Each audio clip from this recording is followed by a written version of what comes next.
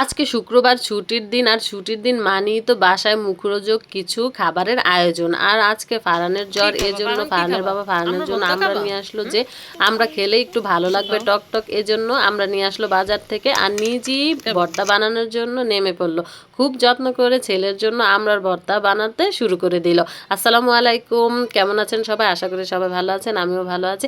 আজকে আপনাদের জন্য ছোট্ট একটা মিনি ব্লগ নিয়ে চলে আসলাম। ফারহানের জ্বর, ফারহানের বাবা ফারহানের জন্য খুব যত্ন করে আমরার ভর্তা বানাচ্ছে। দেখেন কিভাবে আমরার ভর্তাটা বানায়। ভর্তাটা কিন্তু অনেক মজা হয়েছে। সরিষার তেল দিয়ে শুকনো মরিচ পুড়ে তারপরে ভর্তাটা বানিয়েছে। আর আমি চলে আসলাম কলা পাতা নেওয়ার জন্য।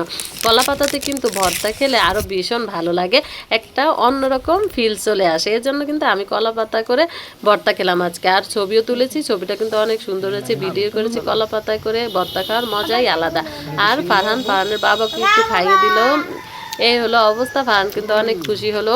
আপনারা শুক্রবারে কে কি খাবার খান, কি আয়োজন করেন, কি ভর্তা বানান, অবশ্যই জানাবেন কিন্তু।